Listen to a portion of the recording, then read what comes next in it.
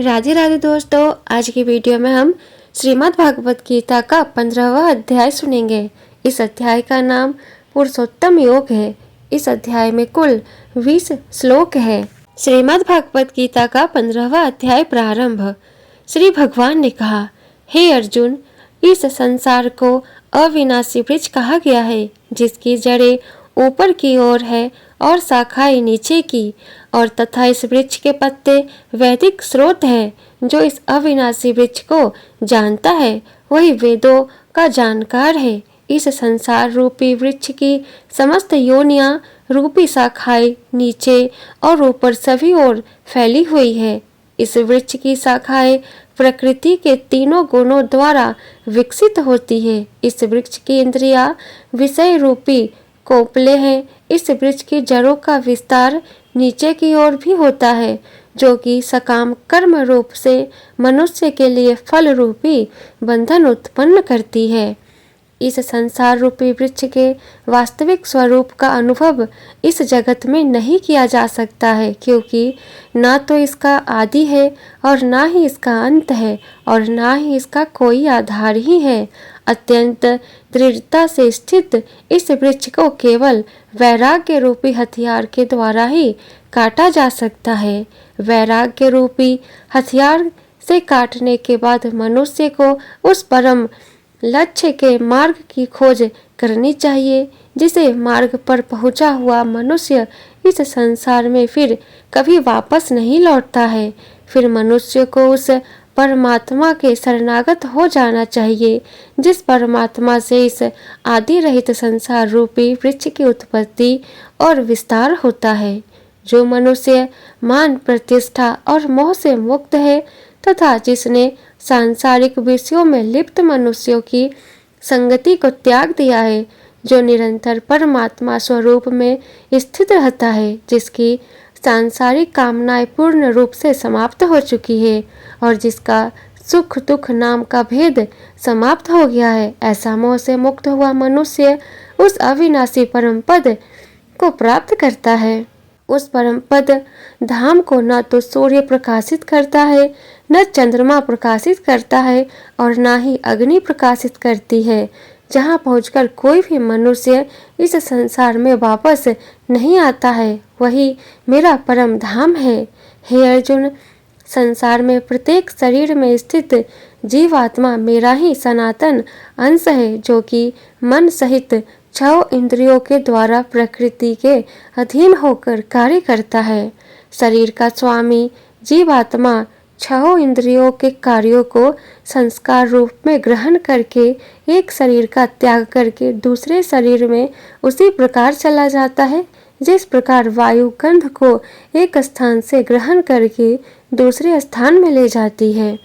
इस प्रकार दूसरे शरीर में स्थित होकर जीवात्मा कान, आँख, त्वचा, जीभ, नाक और मन की सहायता से ही विषयों को भोग करता है। जीवात्मा शरीर का किस प्रकार त्याग कर सकती है, किस प्रकार शरीर में स्थित रहती है और किस प्रकार प्रकृति के गुणों के अधीन होकर विषयों का भोग करती है। मूर्ख मनुष्य कभी भी इस प्रक्रिया को नहीं देख पाते हैं।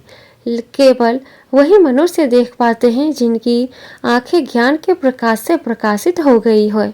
योग के अभ्यास में प्रयत्नशील मनुष्य ही अपने हृदय में स्थित इस आत्मा को देख सकते हैं, किंतु जो मनुष्य योग के अभ्यास में नहीं लगे हैं, ऐसे अज्ञानी प्रयत्न करते रहने पर भी इस आत्मा को नहीं देख पाते हैं। हे अर्जुन, जो प्रकाश सूर्य में स्थित है, जिससे समस्त संसार प्रकाशित होता है, जो प्रकाश चंद्रमा में स्थित है और जो प्रकाश अग्नि में स्थित है, उस प्रकाश को तू मुझसे ही उत्पन्न हुआ समझ है। मैं ही प्रत्येक लोक में प्रवेश करके अपनी शक्ति से सभी प्राणियों को धारण करता हूँ, और मैं ही चंद्रमा के रूप में वनस्पतियों में जीवन रस बनकर समस्त प्राणियों का पोषण करता हूँ। मैं ही पाचन अग्नि के रूप में समस्त जीवों के शरीर में स्थित रहता हूँ। मैं ही प्राण वायु और अपान वायु को संतुलित रखते हुए 4 प्रकार के चबाने वाले, पीने वाले, चाटने वाले और चूसने वाले अन्नों को पचाता हूँ। मैं ही समस्त जीवों के हृदय में आत्मा रूप में स्थित हूँ। मेरे द्वारा ही जीव को वास्तविक स्वरूप की स्मृति, विस्मृति और ज्ञान होता है। मैं ही समस्त वेदों के द्वारा जानने योग्य हूँ। मुझसे ही समस्त वेद उत्पन्न होते हैं और मैं ही समस्त वेदों को जानने वाला हूँ। हे अर्जुन, संसार में दो प्रकार के ही जीव होते हैं, एक नाशवान और दूसरे अविनाशी। इनमें समस्त जीवों के शरीर तो नाशवान होते हैं और समस्त जीवों की आत्मा को अविनाशी कहा जाता है। परंतु इन दोनों के अतिरिक्त एक श्रेष्ठ पुरुष है जिसे परमात्मा कहा जाता है। वह अविनाशी भगवान तीनों लोकों में प्रवेश करके सभी प्राणियों का भरण पोषण करते हैं, क्योंकि मैं ही क्षर और अक्षर दोनों से ही परे स्थित सर्वोत्तम हूँ। इसलिए संसार में तथा वेदों में पुरुषोत्तम रूप में विख्यात हूँ। हे भरतवंशी अर्जुन, जो मनुष्य इस प्रकार मुझको संयम रहित होकर भगवान रूप से जानता है, वह मनुष्य मुझे ही सब कुछ जानकर सभी प्रकार से मेरी ही भक्ति करता है। हे निष्पाप अर्जुन, इस प्रकार यह शास्त्रों का अति गोपनीय रहस्य मेरे द्वारा कहा गया है। हे भरतवंशी, जो मनुष्य इस परम ज्ञान को इसी प्रकार से समझता है, वह बुद्धिमान हो जाता है और उसके सभी प्रयत्न पूर्ण हो जाते हैं।